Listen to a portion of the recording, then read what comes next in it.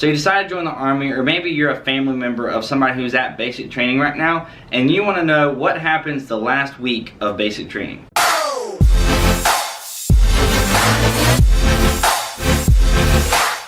So I think possibly for once this is actually going to be a fairly short video, because to be honest with you guys, there's not a whole lot that happens the last week of basic training. When you're in blue phase, when you come back from your final FTX, there's not a whole lot for you to do because you're basically done and then you're getting ready to come home. But starting off from the beginning, I will say that it's going to be kind of rough around the edges of what I'm going to say at the beginning, because you're either going to be just now coming back from your final FTX, which is where you basically go and you do your sticks lanes and do all that stuff, and or you could be doing the Nick at Night, which Nick at Night is where the soldiers kind of climb over a little trench wall and they basically low crawl across this just dirt muddy field where they're shooting weapons. They got 240s and stuff going off over your head. They got explosions going off onto the ground, and that is called Nick at Night. So whether you do that in the last week or maybe a couple days before the last week, that's not really that big of a deal, but you will be just now getting done with your final FTX, and then you're going to be doing your final 16-kilometer ruck march, which generally ends up being longer than 16 kilometers. If you ask pretty much anybody who has gone to basic training, the final ruck march is supposed to be 16 kilometers, but myself included and a lot of other people who went to basic training, it generally ends up being a lot longer than 16 kilometers, because we basically did, for my company, the 8-kilometer ruck march. We did that twice and then some. So I don't know why it always ends up doing it like that, but it seemed like it was probably around about 20 kilometers or so. But you're going to be doing your 16-kilometer ruck march, and then I will say after that, so once you finish your 16-kilometer ruck march, this should be within the last week of basic training, they're going to have probably some kind of little celebration or something for you. For us, leading up to the 16K ruck march, what the drill sergeants had us do as kind of like a celebration is they had somebody come by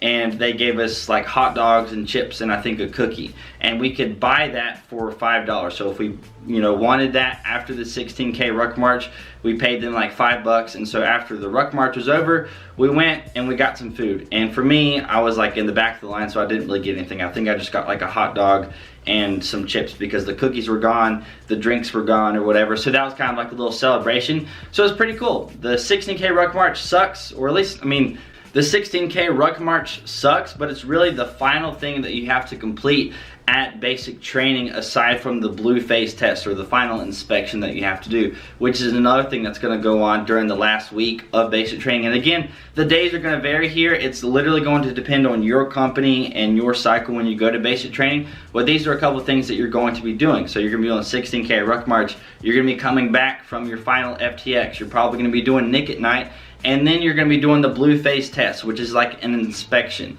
So the inspection for the blue phase test is basically when you're done with basic training, you've got all of your gear and everything, and what you're going to do is you're going to have all of your gear cleaned, you're going to have everything laid out perfectly. This is going to be an extremely, just really picky inspection. You're going to be spending days and days and hours and hours and hours cleaning your weapon, just non-stop. This is going to be when, at the end of basic, your drill sergeants are going to say, hey, when you think your weapon is clean, come and give it to me and I'll check it. And every single time, they're going to tell you that it's not clean. You can find, carbon and dirt on a weapon, just no matter how much you clean it, they're going to find something. But you're going to be spending a long time cleaning your weapon. You're going to be spending a lot of time organizing your locker, getting all your gear ready and stuff. So for us, the SOP for how our barracks and stuff were supposed to be laid out, there was like a little demonstration locker kind of out in the middle of the lobby area, and they told us to go and look at it, and to set up all of our lockers like that, we had to have all of our bunks a certain way. Your beds have to be made perfectly. This is going to be when you are issued the final portion of your ASU. So at the beginning of basic training, you might have been issued a small portion of your ASUs. They measure you and do all that stuff, and then at the end of basic training, you're going to be actually given your ASUs and your uniform, because it should be relatively fitted to your size and your arm length and stuff like that. You're going to be getting your uniform ready for this final inspection, because you're going to be wearing your ASUs, either your Class A or your Class B uniform, during this inspection. And while this whole preparing for the inspection is going on, you're going to be cleaning the barracks in the Bay Area a lot. You're going to be cleaning a lot. This is the part where I've told you guys that I had to tell people in my platoon to go and scrub the bathroom floors and the cracks and stuff with toothbrushes and stuff. Just every square inch of the bathroom had to be cleaned, had to be scrubbed. So you're going to be getting down to the nitty-gritty details, cleaning your barracks, cleaning the Bay Area, cleaning your bunks, your lockers, making sure your uniform is ready to go. And for the final inspection, basically what it is you have a bunch of officers, you have a bunch of higher NCOs, first sergeants, master sergeants, maybe some sergeant first classes, and they're going to come into the barracks. Everybody's going to be lined up in front of their bunks. You're going to have your weapon disassembled at your feet. You might have some other gear, you know, at your feet, because what's going to happen is you're going to have an officer or an NCO, one of the people that comes in, they're going to come over, they're going to stand in front of you, and you should be looking straight. This is like a really strict moment where you shouldn't be making any kind of facial expressions or anything. And they're going to pick up, you know, a piece of your weapon. They're going to check it with their hands. They're going to see if anything's dirty, and if it's dirty, then they're going to take that note down, because this is kind of like a competition between platoons. So your company is going to have 4 platoons, and all these are going to be going under inspection at the exact same time.